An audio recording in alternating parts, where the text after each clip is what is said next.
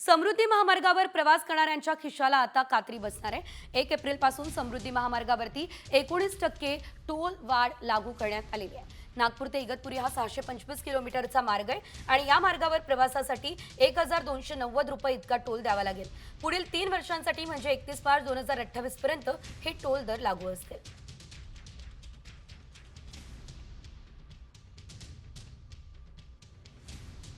सध्याचे कारसाठीचे दर 1080 रुपये तर नवीन दर 1290 रुपये असतील।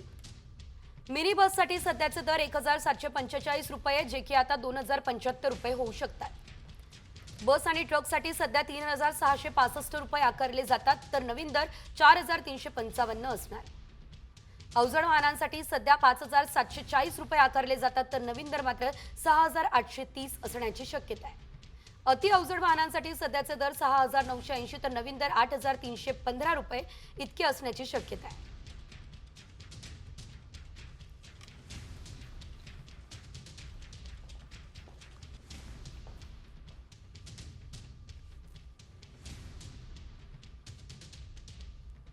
एकीकडे समृद्धीवरती टोलवाढ होते, नागरिकांची चिंता वाढली तर दुसरीकडे नागरिकांना दिलासा देणारी एक मोठी बातमी आहे।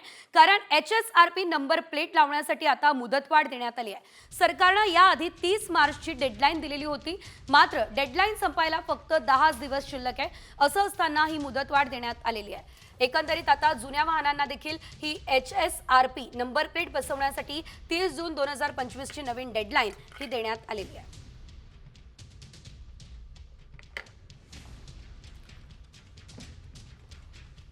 एकंदरीत जर आपण बघितलं तर HSRP नंबर प्लेट लावण्यासाठी मुदतवाढ देण्यात आलेली आहे। त्यामुळे नागरिकांना हा दिलासा म्हणावा लागेल, कारण तब्बल 30 जून पर्यंत ही मुदतवाढ, साधारणतः 2 महिन्यांची मुदतवाढ दिलेली आहे।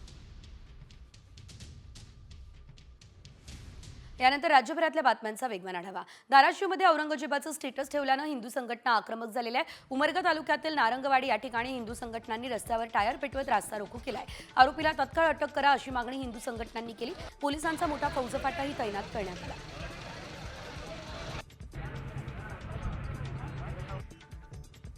औरंगजेबाची कबर पाडण्यावरून सपाचे आमदार अबू आझमी हे संतापले। देशाची प्रगती होणार असेल तर कबर उखडून टाका, फक्त हिंदू मुस्लिम वाद केला जातोय असा आरोप आझमींनी केलाय।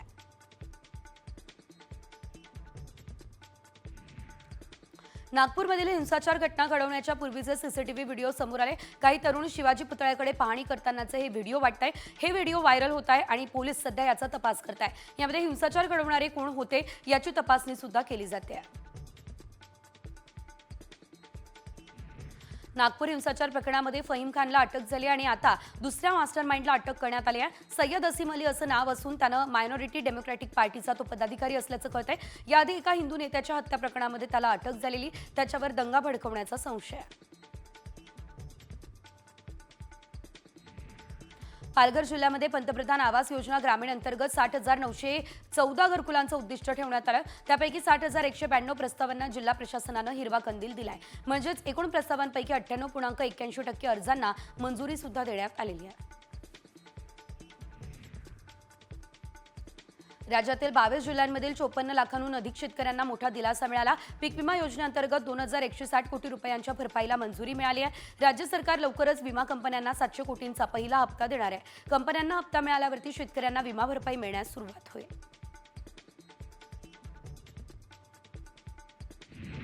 MMRDAने या वर्षामध्ये कांजूर मार्ग ते बदलापूर मेट्रो 14 मार्गिकेचं काम हाती घेण्याच्या अनुषंगानं हालचाली सुरू केल्या। या मेट्रो मार्गिकेचा अभ्यास करण्यासाठी MMRDA कडून लवकरच सल्लागार नेमला जाणार आहे। त्यामुळे लवकरच बदलापूरकरांना मुंबईमध्ये येण्याचा प्रवास आरामदायी होईल। या मेट्रोवर 15 स्थानकं असणार आहेत।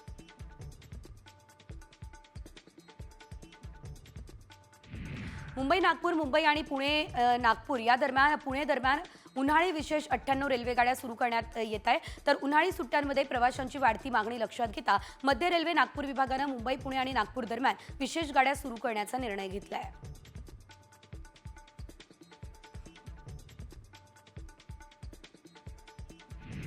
उन्हाळी सुट्टीच्या निमित्तानं बाहेरगावी जाणाऱ्यांची संख्या अधिक असते, त्यामुळे मध्य रेल्वेने कोकण मार्गावर उन्हाळ्यामध्ये विशेष रेल्वे गाड्या चालवण्यात येणार असा निर्णय घेतला। मध्य आणि कोकण रेल्वे मार्गावरून CSMT करमळी CSMT विशेष रेल्वे गाडी धावणार आहे।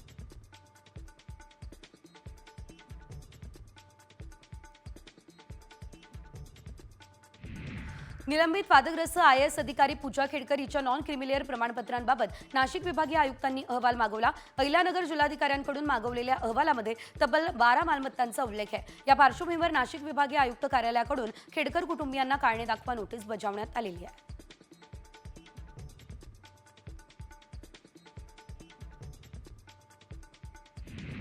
राज्यातील सातबाऱ्यासंदर्भात राज्य सरकारनं मोठा निर्णय घेतलाय। सातबाऱ्यावरील सर्व मृत खातेदारांऐवजी वारसांची नावं नोंदवली जाणार आहे। त्यासाठी सर्व जिल्ह्यांमध्ये जिवंत सातबारा मोहीम राबवण्याचे आदेश महसूल मंत्री चंद्रशेखर बावनकुळे यांनी दिले।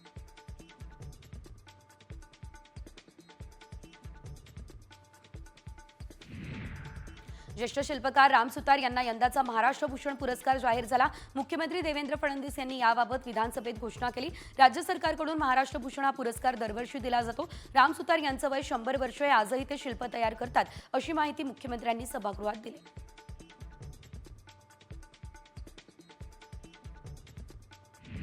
क्रिकेटर युजवेंद्र चहल आणि डान्सर धनश्री वर्मा अधिकृतरित्या विभक्त झाले। पांढरी कोर्टामध्ये त्यांच्या घटस्फोटाला मंजुरी देण्यात आलेली आहे। धनश्री आणि युजवेंद्र यांच्या मध्यस्थीने पोटगीच्या अटींवर अंतिम निर्णय झाला। त्यानुसार धनश्रीला चहलने 4.75 कोटी रुपये देण्याचं मान्य केलं।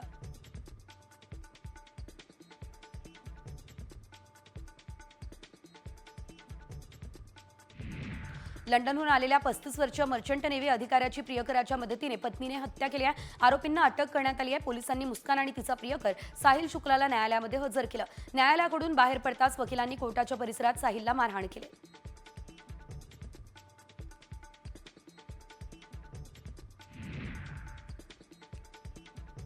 राज्यातील राज्य शिक्षण मंडळाच्या शाळांना यंदाच्या वर्षापासून CBSE अभ्यासक्रम लागू होणार आहे। राज्य अभ्यासक्रम आराखड्याला सुकाणू समितीने मान्यता दिली आहे। शिक्षण मंत्री दादा भुसे यांनी विधान परिषदेमध्ये ही माहिती दिली। IPL 2025 स्पर्धेला 2 दिवसांचा अवधी बाकी असं असताना BCCIनं मोठा निर्णय घेतला। चेंडूच्या लकाकीसाठी गोलंदाजांना आता चेंडूवरती लाळ लावण्यास परवानगी देण्यात आली। चेंडूच्या लकाकीसाठी गोलंदाज आणि क्षेत्ररक्षक लाळ आणि घामाचा वापर करत होते, पण कोरोना काळात वाढत्या प्रादुर्भावामुळे 2020 मध्ये यावर बंदी घालण्यात आली। आता ही बंदी मात्र उठवण्यात आलेली आहे। विदर्भ वगळता राज्यातील अनेक जिल्ह्यांमध्ये तापमानात अंशतः घट झाली आहे। पुणे, सातारा आणि सांगलीमध्ये पारा 40च्या खाली उतरलाय। वाशिमला सर्वात जास्त म्हणजे 40 अंश तापमानाची नोंद झाली आहे।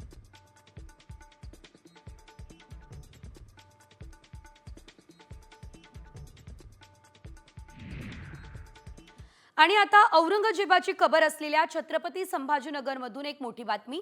नागपूरच्या दंगलीनंतर आता बारीक लक्ष ठेवण्यासाठी NIAची टीम त्या ठिकाणी दाखल झाली आहे, अशी माहिती सूत्रांनी दिलेली आहे। मराठवाड्यातल्या जालना, परभणी, नांदेड, बीड, उदगीरमध्ये ही टीम लक्ष ठेवण्यासाठी दौरा करत असल्याची देखील माहिती सध्या तरी एकंदरीत आपल्याला मिळते। याशिवाय जर आपण बघितलं, दंगल किंवा तेढ उद्भवेल असं कोणी काम करतंय का, यावर या टीमचं बारीक लक्ष आहे। विशेषतः ज्या जिल्ह्यामध्ये शहरात दंगलीची पार्श्वभूमी आहे त्या ठिकाणी NIAने रेकी सुरू केली आहे, अशी माहिती सूत्रांनी दिलेली आहे।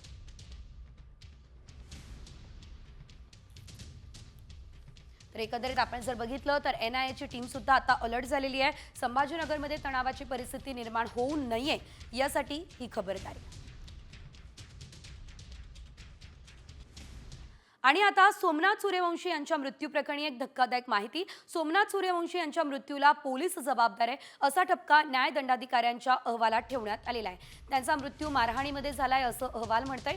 या संदर्भातला न्यायदंडाधिकाऱ्यांचा गोपनीय अहवाल राज्य मानवाधिकार आयोगासमोर दाखल करण्यात आलेला आहे। संबंधित सर्व पोलिसांना नोटिसा बजावून त्यांच्याकडून उत्तर मागितलेलं आहे। सोमनाथ यांचा 15 डिसेंबर रोजी न्यायालयीन कोठडीमध्ये मृत्यू झालेला। पोलिसांच्या अमानुष मारहाणीमध्ये मुलाचा मृत्यू झालाय असा आरोप त्यांच्या वडिलांनी केलेला।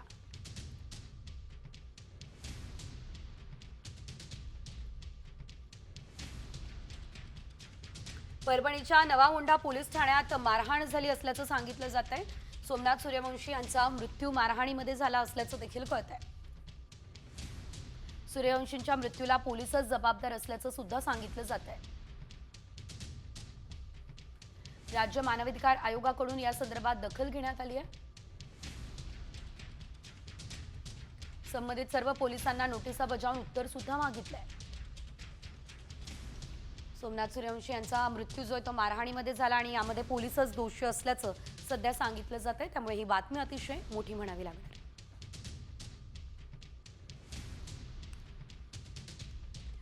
यानंतर घेऊयात काही राजकीय बातम्यांचा वेगवान आढावा। सतीश उर्फ खोक्या भोसलेची आज पोलीस कोठडी संपली। त्याला शिरूरच्या फौजदारी न्यायालयामध्ये हजर देखील करण्यात आलं। यानंतर जर आपण बघितलं तर वकिलांच्या युक्तिवादानंतर खोक्याला 14 दिवसांची न्यायालयीन कोठडी मिळाली।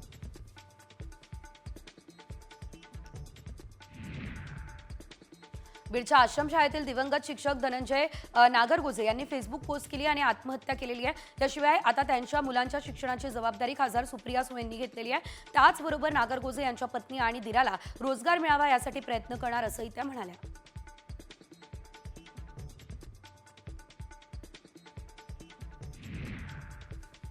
लाडकींना 2100 रुपये देणार नाही असं आम्ही बोललेलो नाही, मात्र आर्थिक परिस्थिती बघून लाडकींना 2100 रुपये देणार असं विधान अजितदादांनी केलंय। शेतकरी कर्जमाफीबाबत माहिती गोळा करण्याचं काम सुरू आहे असंही दादा बोलले। त्यामुळे लाडक्या बहिणींसह शेतकऱ्यांना देखील दिलासा मिळण्याची शक्यता आहे। महाविकास आघाडीच्या नेत्यांनी आज राज्यपालांची भेट घेतली आहे। विधान परिषदेमध्ये नियमानुसार कामकाज होत नसल्याची महाविकास आघाडीच्या नेत्यांनी राज्यपालांकडे तक्रार केली। सरकार महाराष्ट्राच्या विधानसभेचा अपमान करतंय असा आरोप आदित्य ठाकरे यांनी यावेळेस केलेला आहे।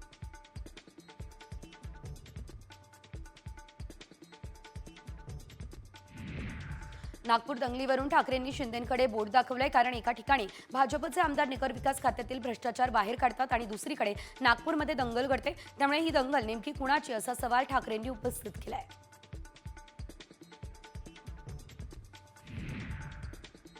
बोगस कर्ज प्रकरणात विखे पाटलांना सुप्रीम कोर्टानं दणका दिला। विखे पाटील सहकारी साखर कारखान्याच्या 9 कोटी बोगस कर्जमाफी प्रकरणी संचालकांविरोधात गुन्हा दाखल करण्याचे आदेश देण्यात आले। या प्रकरणात अरुण कडू यांनी आता तक्रारही दाखल केली।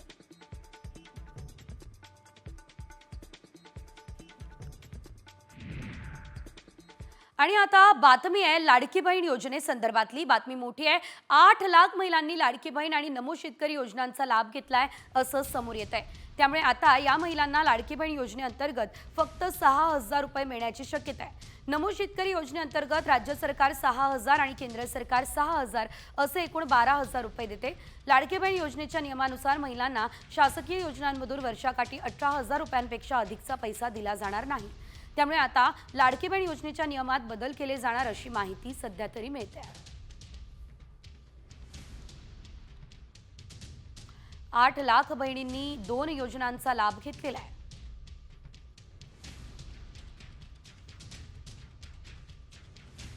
नमो शेतकरी आणि लाडकी बहीण या दोन्ही योजनांचा लाभ या महिलांनी घेतला।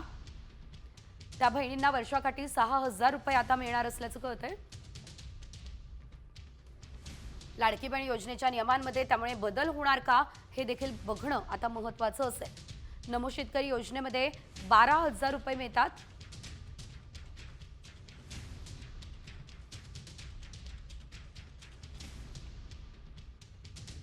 कोल्हापूरच्या हातकणंगलेमध्ये ऑनलाईन वेबसाईटवरून लहान मुलांसाठी बंदूक मागवली, मात्र त्या पार्सलमध्ये बंदुकीऐवजी दगड ठेवण्यात आला। त्यासाठी संबंधित कार्यालयाशी संपर्क साधता त्यांनी उडवाउडवीची उत्तरं दिली असल्याचं देखील आपल्याला बघायला मिळालंय।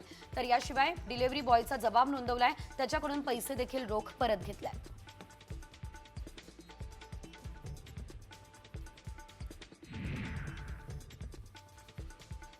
रेशन दुकानांमधून आता पैसे मिळणारे रेशन दुकानांवरती आता ऑनलाईन पॉस मशीनच्या माध्यमातून मिनी बँक चालवली जाणार आहे। नंदुरबार जिल्हाधिकारी यांच्या आदेशानुसार जिल्ह्यामध्ये हा प्रयोग राबवला जात असल्याची माहिती सध्या मिळते।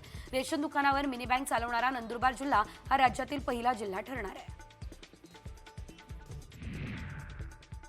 धुळ्यात हॉटेल आणि परमिट बार असोसिएशनच्या वतीने आंदोलन करण्यात आलं। राज्य सरकारने ऑनलाईन वाईन शॉप आणि बियर बारच्या माध्यमातून मद्य विक्रीवरील टॅक्स 10% याशिवाय परवाना नूतनीकरण शुल्कामध्ये वाढ केल्याच्या निषेधार्थ आंदोलन करण्यात आलेलं आहे। यावेळेस आंदोलनकर्त्यांनी राज्य सरकार विरोधात जोरदार घोषणाबाजी सुद्धा केली असल्याचं बघायला मिळतंय।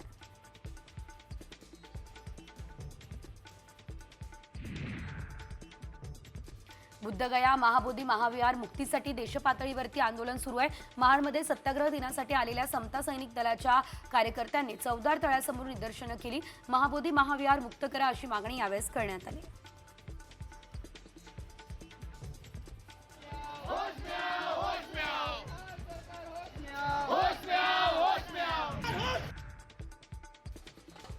ठाणे महापालिकेच्या मुख्यालय इमारतीबाहेर काँग्रेसने ढोल वाजवत निषेध केलेला आहे। शहरातील विविध समस्या आणि हक्काचं डम्पिंग ग्राउंड नसल्यानं आंदोलन करण्यात आलेलं आहे। पालिकेसमोर जोरदार घोषणाबाजी देखील या संदर्भात करण्यात आलेली आहे।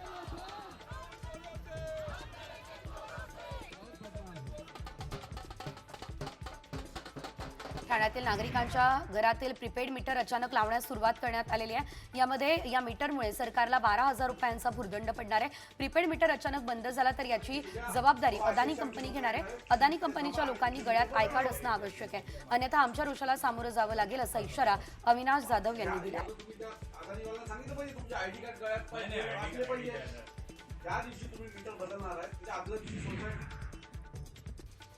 मुंबईमधल्या आंतरराष्ट्रीय विमानतळावरून तब्बल 11 कोटी रुपयांचं कोकेन जप्त करण्यात आलेलं आहे। द्राव्य स्वरूपात कोकेनची तस्करी सुरू होती, तर ब्राझिलियन नागरिकांकडून आता 1110 ग्रॅम कोकेन हे जप्त करण्यात आलेलं आहे। गोपनीय माहितीच्या आधारावर ब्राझीलच्या साओ पावोलामधून आलेल्या प्रवाशांची झडती घेण्यात आली। प्रवाशाकडून कोकेनने भरलेले 7 पाउच जप्त केले।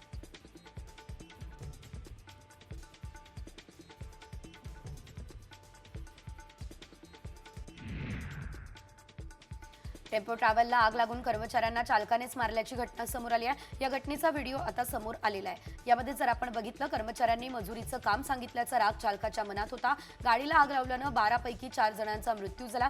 या प्रकरणी चालकाविरुद्ध गुन्हा दाखल झालाय। व्योमा ग्राफिक्स कंपनीचे हे कर्मचारी होते।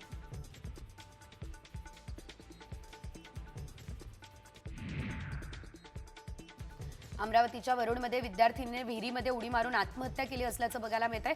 यामध्ये जर आपण बघितलं तर अंकिता शेंडे असं आत्महत्या केलेल्या तरुणीचं नाव आहे। पटेल लेआउटमधील सार्वजनिक विहिरीमध्ये उडी घेऊन तिने आत्महत्या केली असल्याचं पाहायला मिळत आहे। या विद्यार्थिनीने नेमकी आत्महत्या कशासाठी केली हे मात्र अद्यापही कळू शकलेलं नाही, तर या संदर्भातला तपास सध्या पोलिसांकडून सुरू आहे।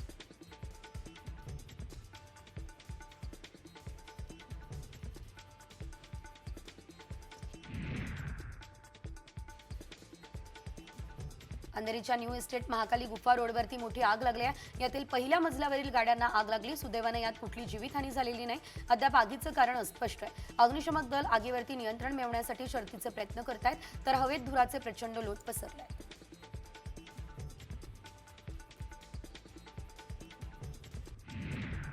पालघरमधल्या मनोर वन विभागाच्या तामसई या ठिकाणी लाकूड डेपोला भीषण आग लागली आहे। अज्ञातांकडून डेपोला आग लावण्यात आल्याची प्राथमिक माहिती आहे। आगीमध्ये लाखोंचा लाकूड जळून खाक झाला आहे।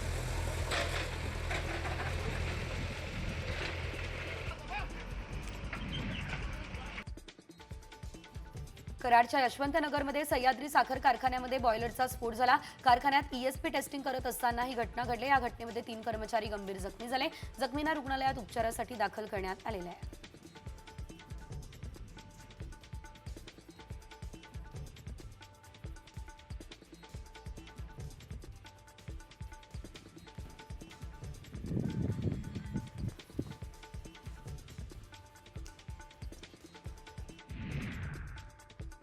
मोठी बातमी आहे। गोहत्येचा गुन्हा वारंवार करणाऱ्यांवर मकोका लावण्यात येणार आहे। मुख्यमंत्री फडणवीसांनी हा इशारा दिलाय।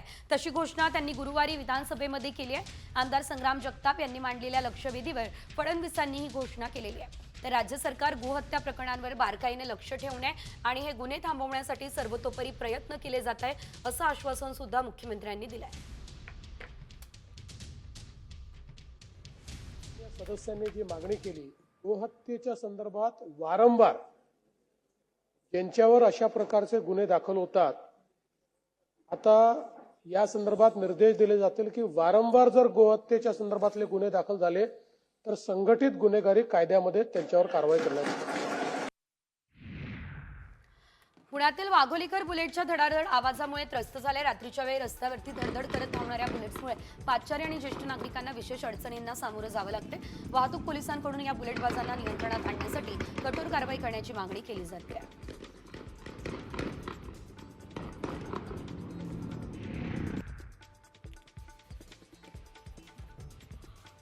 नांदेड जिल्ह्यातल्या बळीरामपूर गाव हे विकासापासून खूप दूर आहे। रोड आणि नाल्यातील पाणी रस्त्यावरती येतंय। गावकरी त्रस्त आहे। आमदारांकडे वारंवार तक्रार करून देखील लक्ष दिलं जात नाही, असं गावकऱ्यांचं म्हणणं आहे।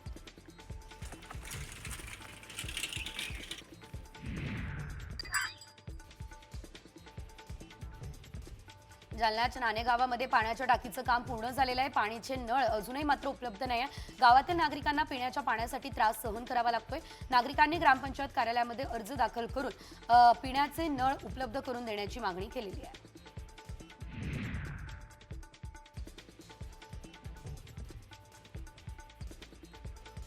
बार्शीच्या वैरागमध्ये नगरपंचायतीने स्वच्छतेकडे दुर्लक्ष केलंय। अस्वच्छतेमुळे गावातील दोघांना डेंग्यू झालाय।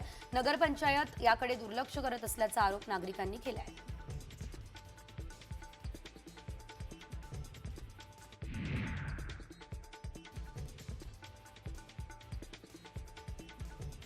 विरारच्या पालिका हॉस्पिटलमध्ये बसण्याची सोय केलेल्या जागेवरती घाण पसरली असल्याचे एकंदरीत बघायला मिळते। नागरिक गरोदर बायका टीबी पेशंट असल्यानं त्यांना बसायला जागा नसते। पालिकेला तक्रार करून सुद्धा याकडे दुर्लक्ष केलं जातं असा आरोप नागरिकांचा आहे। रुग्णांना बसण्यासाठी लवकरात लवकर सोय करावी अशी मागणी केली जाते।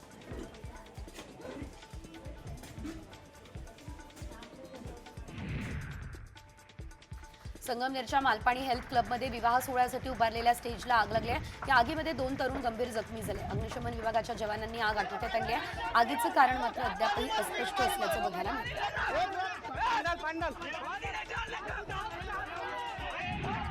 तक्रारीनंतर राज्य सरकारने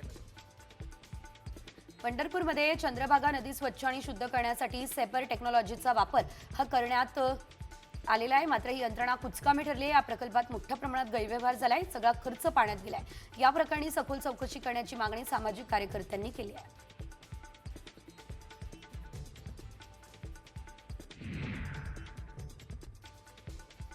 बुलढाण्याच्या खामगावमध्ये शिवभोजन केंद्रातील जेवणामध्ये अळ्या आढळलेल्या आहेत। तर नागरिकांच्या जेवणामध्ये अळ्यांचा थर दिसला। त्यामुळे शिवभोजनमधून दिल्या जाणाऱ्या जेवणाबाबत सध्या संताप व्यक्त केला जात असल्याचं बघायला मिळतंय। अन्न आणि औषध प्रशासनानं तात्काळ कारवाई करण्याची मागणी सुद्धा केलेली आहे।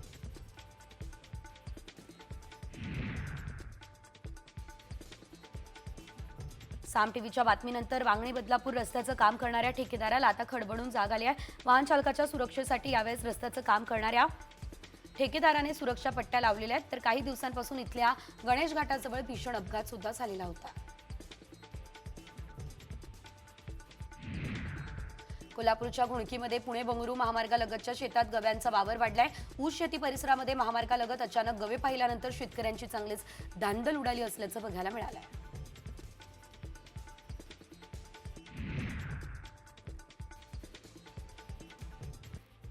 भटक्या कुत्र्यांच्या हल्ल्यामध्ये 4 वर्षाच्या चिमुकलीचा मृत्यू झाला। ही घटना नागपूरच्या गुमगावामध्ये घडली। हर्षिता चौधरी असं मृत मुलीचं नाव आहे। 4 वर्षांची हर्षिता आई आणि आजीबरोबर कपडे धुण्यासाठी नदीवर गेली। यावेळेस बाजूला खेळत असताना 15 ते 20 भटक्या कुत्र्यांनी हर्षितावर हल्ला केला।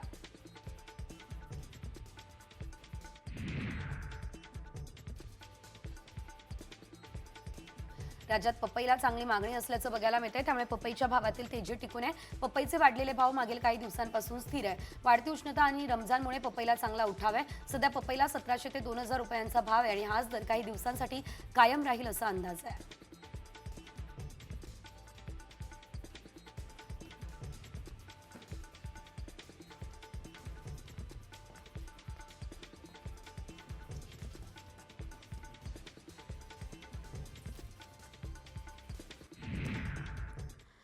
आणि आता मोठी बातमी, छावा सिनेमावर बंदी घालण्याची मागणी केली जाते। त्यासाठी मौलाना शहाबुद्दीन रिझवींनी केंद्रीय गृहमंत्री अमित शहा यांना पत्र सुद्धा पाठवलेलं आहे। छावा विरोधात केलेला प्रचार तणावाला कारण आहे असा आरोप करत छावावर बंदी घालण्याची मागणी आहे। तर या सिनेमात सत्याची फारकत घेतल्याचा आरोप देखील या पत्राच्या माध्यमातून करण्यात आला आहे।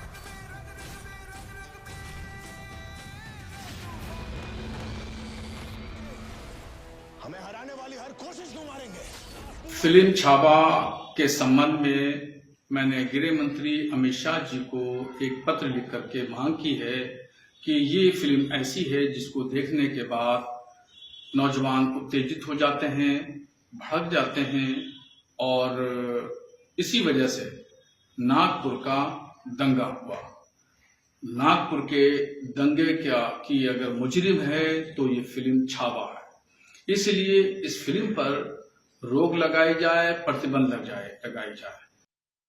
आणि आता बातमी परिवहन विभागाच्या एका मोठ्या निर्णयाची आहे। कारण ऑटो रिक्षा, ओला उबर चालकांच्या मनमानीला चाप लावण्यासाठी परिवहन विभागानं एक मोठा निर्णय घेतलेला आहे। जादा भाडं आकारणाऱ्या ऑटो रिक्षा, ओला उबर चालकांची थेट व्हॉट्सअपवरती तक्रार करता येणार आहे। महामुंबईसाठी लवकरच एकच व्हॉट्सअप क्रमांक जारी करण्यात आलाय आणि या क्रमांकावर तक्रार केल्यास तात्काळ कारवाई सुद्धा केली जाणार असल्याचं सध्या कळतंय। त्यामुळे आता मनमानीला चाप बसणार आहे। व्हॉट्सअपवरती थेट तक्रार करता येणार आहे।